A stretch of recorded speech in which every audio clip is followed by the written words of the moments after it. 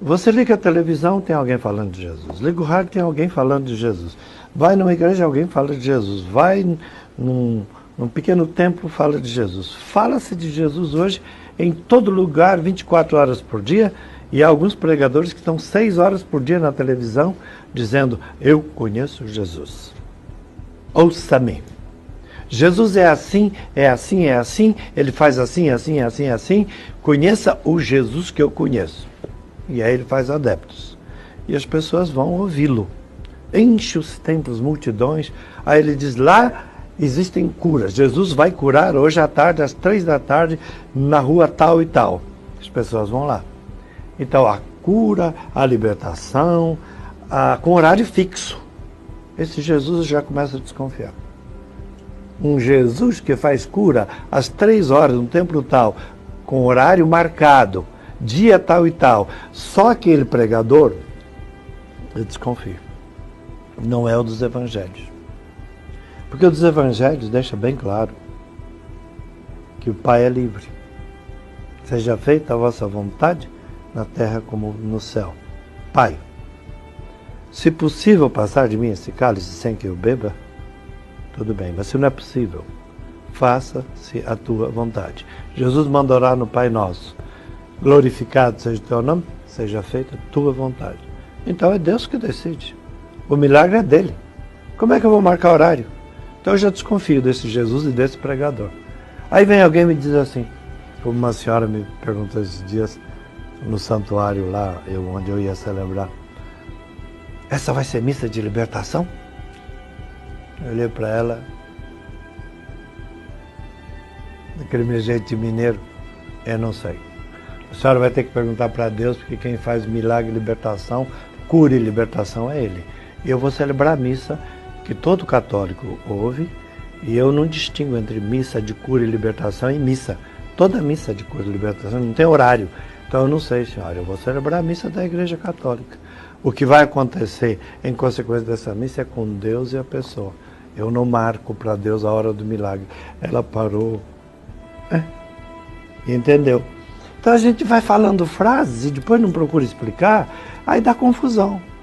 A igreja precisa ser explicada. A fé tem que ser explicada. Por isso que eu estou escrevendo esses catecismos e outros estão fazendo. A fé católica e evangélica anda muito mal explicada por aí. O cristianismo está mal explicado. E por isso acontecem essas variações excessivas no rosto de Jesus, que no fim você deturpa e já não sabe mais quem é o Jesus. Aquele histórico, que os cristólogos estudam, e aquele da fé. E aí, foi por isso que eu escrevi esse livro. O senhor falou de conhecer a igreja, eu li no seu site um artigo recente, Catequese a Longo Prazo. É um desafio tanto para nós, leigos, e para os sacerdotes também, né? Acho que tudo aquilo que é muito apressado começa a apresentar defeitos funcionais e estruturais. Faça uma casa depressa demais, faça um prédio depressa demais, pinta um quadro assim depressa demais, você vai começar a ver tanto defeito, porque você não teve tempo de assimilar a arte que você foi construindo, nem o edifício. Pessoa é a mesma coisa. Casamento apressado, religião apressada, catequese apressada, não tem o tempo de amadurecer, e isso chama-se ascese. Dê tempo para a semente amadurecer, dê tempo para a árvore produzir a flor, depois o fruto, e para o fruto amadurecer. Aí quando você cortar esse fruto para comer, você está comendo um fruto maduro. A catequese hoje, em muitos lugares, é um fruto verde, que as pessoas devoram e chega a fazer mal, porque não tem conteúdo. Um grande número de catequistas não lê o catecismo da Igreja Católica. E a gente tem que ler tudo, né? Não só o catecismo, mas não outras só aquele trechinho. Bíblia, muitos não leram, são catequistas. Não conhecem o compêndio da doutrina social da Igreja. Esperneiam quando o padre fala de política. A Igreja manda falar, está lá no documento. Desde Leão XIII foram mais de 40 pronunciamentos pedindo que os católicos se envolvessem com política e transformassem a política nos seus povos. Aí de repente vem um padre que disso eu não falo. Mas na hora de pedir ajuda econômica para o seu prédio, o senhor vai lá na autoridade e faz política. Isso não é política cristã? Tem que fazer a outra também. Vai lá brigar por aquele que está no esgoto e a céu aberto. Pode não ser da sua paróquia, mas ajude, porque tem esse direito. Não é porque mora longe que não é seu irmão. Então, isso tudo para mim é um assunto que a igreja precisa passar adiante para os fiéis. E nós temos hoje muita gente pregando, e não é para ofender, porque estão pedindo, eu estou falando, né? Fizeram a pergunta, eu falo. Agora, não é que eu vou pedir a televisão para falar, mas se pede, eu falo. É por isso que alguns canais não me convidam. Então, o que acontece, por exemplo, como é que você pode deixar uma pessoa fazer um programa de 1 hora por dia se a pessoa não lê os documentos da igreja e não sabe nada de documento da igreja? Como é que ele pode ser catequista, falar para milhões? Então tem alguma coisa estranha? É a mesma coisa que pedir um porteiro de edifício, de hospital, ir lá operar na sala da UTI. Ele não está preparado. Põe quem está preparado. Então, cada um na igreja tem que exercer uma função. Isso não quer dizer que tem que ser doutor para falar, mas tem que ser leitor.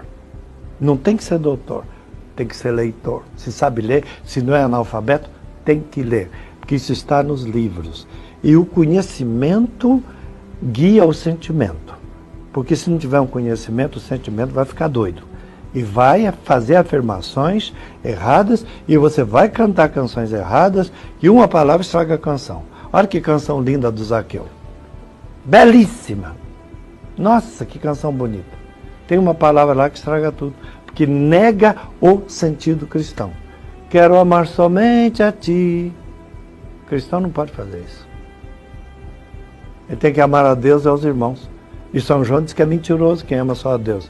Mas está todo mundo cantando na igreja, ninguém quer mudar. Está errado. Tem que dizer, dá-me amor intenso a ti, etc.